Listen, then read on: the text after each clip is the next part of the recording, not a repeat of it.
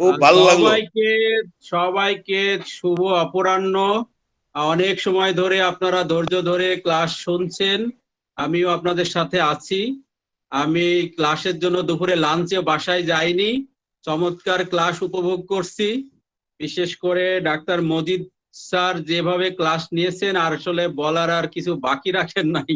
Test medicine এটা প্রতিদিনই হয়তোবা মাইন্ড মেথডে ব্যবহার করি বা আমার ক্লাসিক্যাল মেথডে ব্যবহার করি। হোমিওপ্যাথির বাক্সতে চায়না না এরকম কোনো ডাক্তার আছে কিনা আমার জানা নাই। তো অনেক কথাই আলোচনা হয়েছে, এখন চেম্বারের সময় হয়ে যাচ্ছে, পড়ন্ত বিকেলে। আপনারা আর একটু ধৈর্য ধরে থাকেন, আমি একটু শুধু শেয়ার করব আপনাদের সাথে। জানা কথাগুলাই হয়তোবা আমরা আলোচনা করছি এখানে। যেহেতু চায়না দুর্বল প্রকৃতির আমরা জেনেছি, সেজন্য সে, আমার কাছে মনে হয় যে সে তার ব্যাড নিউজ সে নিতে পারেন না, কোনো দুঃসংবাদ। অনেক রোগী এসে চেম্বারে বলে, ডাক্তার সাহেব আমি কিন্তু এই খারাপ সংবাদ, কোনো অঘটন, কোনো দুর্ঘটনার খবর, কোনো বাজে খবর আমি নিতে পারি না। এই বিষয়গুলা স্পেশালি মহিলারা এইসব কথাগুলা বেশি বলেন। তো এখানে সেগাল মেথড আমরা যে চর্চা করার চেষ্টা করছি রোগীর মাইন্ডটা ফিল করার জন্য, অবজার্ভ করার জন্য, সেখানে আমাদের এখানে একটা মাইন্ড রুব্রিক আছে, দেখেন, elements from bad news. Say bad নিউজটা সে সহ্য করতে পারেন না। এখানে অনেক মেডিসিন আছে, ক্যালকেরিয়া কাপ, জেলসিমিমাম, এগুলো আমাদের মোটা দাগের অর্থাৎ ফার্স্ট গ্রেডের মেডিসিন। চায়না এখানে থার্ড গ্রেডের হলেও এটা কিন্তু দুর্বল, যেহেতু দুর্বল প্রকৃতির আমরা এটাকে নিতে পারি, যে এলিমেন্টস ফ্রম ব্যাড নিউজ। আর একটা দেখেন মেন্টালে, এলিমেন্টস ফ্রম মেন্টাল এক্সারশন, অথবা এলিমেন্টস ফ্রম ওভারওয়ার্ক। অনেক পরিশ্রম করে করে যখন পরিশ্রান্ত ক্লান্ত হয়ে যায়, সেখানেও কিন্তু চায়না খুব চমৎকার মেডিসিন। এখানে আমাদের শারীরিক পরিশ্রম হতে পারে, মানসিক পরিশ্রম হতে পারে, এই বিষয়টাকে আমাদের গুরুত্ব দিয়ে দেখার সুযোগ থাকে চেম্বারে। আর একটা যেটা আলোচনা হয়েছে, আমি আবার এটা রিপিট করছি, এলিমেন্টস ফ্রম সেক্সুয়াল এক্সেস। অনেক পেশেন্ট আছেন যারা একটু হয়তো 40+ বা 50+, তারা হয়তো তাদের লাইফে সেক্সুয়াল এক্সেস বেশি করার কারণে সে অনেক উইকনেসের মধ্যে আছে, বা এখন সে তার অনেক ধরনের অসুস্থতা দেখা দিচ্ছে। তো এখানে আমাদের চায়না ফার্স্ট গ্রেডের মেডিসিন, এর সাথে apis mel, calcarea carb, lycopodium, phosphorus, phosphoric acid, staphysagria, nux vomica, এই ধরনের মেডিসিন গুলো আছে। আমি একটু আবার মাইন্ডের ভিতরে দেখি যে অ্যাডমনিশন, অ্যাগ্রাভেশন, আমাদের কনসোলেশন, অ্যাগ্রাভেশন, যেমন ন্যাট্রামিওরকে আমরা খুব হাইলাইট করি, কনসোলেশন, অ্যামিলিয়েশন, পালসিটিলাকে যেমন আমরা বেছে নিই, এখানেও কনসোলেশন, অ্যাগ্রাভেশন বা অ্যাডমনিশন, যদি তাকে উপদেশ দেওয়া যায়, সে কিন্তু এটা নিতে পারেন না। চায়নার পেশেন্ট উপদেশ দিলে সে তার বৃদ্ধি দেখা দেয়, তার বিরক্ত হয়তো হতে পারেন। আবার কনসোলেশন অ্যাগ্রাভেশনেও কিন্তু চায়না আছে, যেখানে natrum mur, Ignatia, sepia, syphilinum, সাইলেশিয়া third first গ্রেডে আছে, সেখানে আমাদের চায়নাও আছে। আমাদের যে দিনের যে অসুস্থতার কথা আমরা বললাম, যে দিনের তার হলো যে রক্তস্রাবের যে প্রভাবটা, এখানেও একটা মেডিসিন আছে যার এক্সেসিভ ফ্লুইড লস বা ভাইটাল ফোর্স লসিং। তো সেখানে যদি রক্তস্রাব বেশি হয়, সেখান থেকে কিন্তু তার খিঁচুনি বা আক্ষেপ, এই ধরনের এপিলেপসিক্যাল কন্ডিশনেও কিন্তু তার একদম ডিমিনিশ ভাইটাল ফোর্স যখন হয়, তখন চায়না ব্যবহার করা যেতে পারে। আর যেহেতু সে দিনে অসুস্থ থাকে এবং রাতে চার্মিং থাকে, এখানে দু একটা মেন্টাল রুব্রিক আছে। আপনারা খেয়াল করছেন যে থিওরাইজিং ইভিনিং, সে তার আত্মিক ধারণা, তার মতামত গঠন, এই বিষয়ে যে ভাবনাগুলা, সে কিন্তু সন্ধ্যার দিকে বেশি পছন্দ করেন, এখানে চায়না আছে।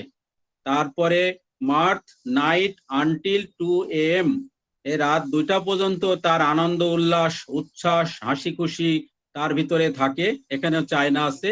আবার মার্থ ওয়াকিং অন, সে হাস্যোজ্জ্বল ভাবে হাসি খুশি ভাবে হাঁটাহাঁটি করে, এখানেও চায়না আছে। Reading desire to read in, সে পড়াশোনাতেও সে খুব ভালো, তার পছন্দ পড়াশোনা করতে, এখানেও চায়না আছে। তারপরে প্লান্স ইভিনিং, এখানে পরিকল্পনা করা, এখানে প্ল্যান সাথে পরিকল্পনা করা বা কোনো নকশা বা অভিপ্রায় বা কোনো মতলব বা কোনো তার ডিজায়ার, খুব বড় ধরনের কোনো কিছু ফন্দি ফিকির, সেটা কিন্তু তার ইভিনিং আছে। এখানে চায়না এবং চিনিনাম সালফ এই ওষুধটা আছে। তো এখানে দেখা যায় যে রাত্রে যেহেতু দিনে জ্বর থাকে রাতে থাকে না, তো সেখানে বোঝা যাচ্ছে যে সে দিনে অসুস্থ থাকে এবং রাতে কিছুটা হলেও চার্মিং থাকে। এই চার্মিং এর কারণে এই কয়েকটা রুব্রিক দেখলাম যে সেখানে সে সন্ধ্যায় বা রাতে 2টার আগে পর্যন্ত বা এবং বিভিন্ন তার মানসিক পরিশ্রম গুলা বা মানসিক কাজগুলা সে সন্ধ্যাতে বা রাতেই করে ফেলে।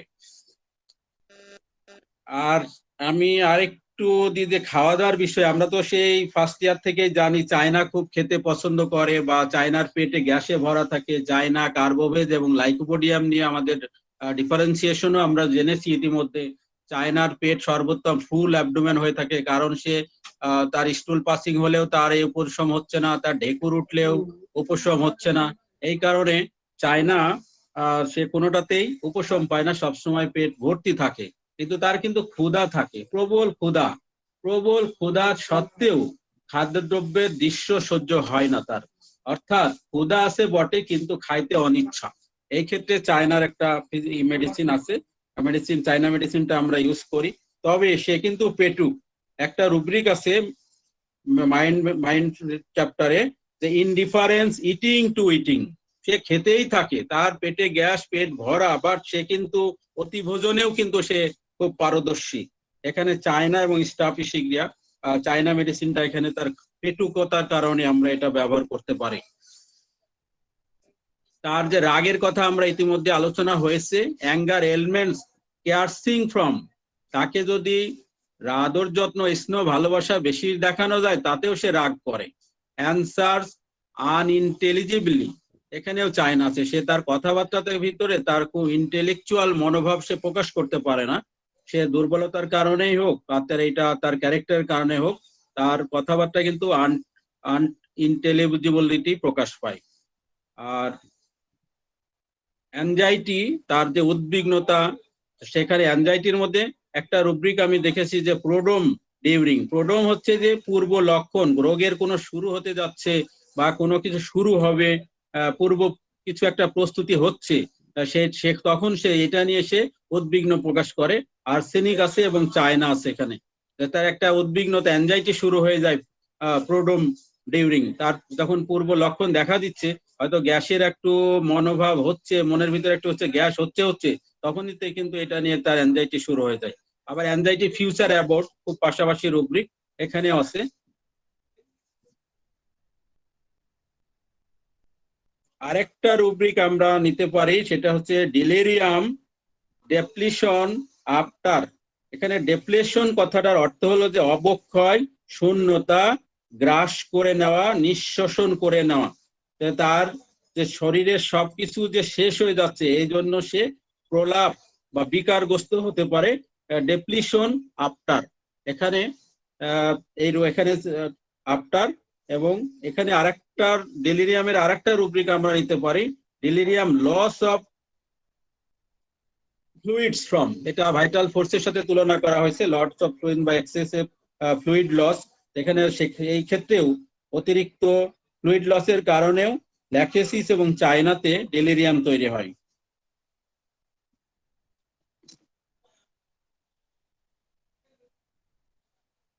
উইপিং নিয়ে আরেকটা রুব্রিক আছে, যে উইপিং নিড অ্যাবাউট এ ফেন্সিড। ফেন্সিড হলো, এখানে ফেন্সিড শব্দের অর্থ হচ্ছে অভিনব বা কাল্পনিক।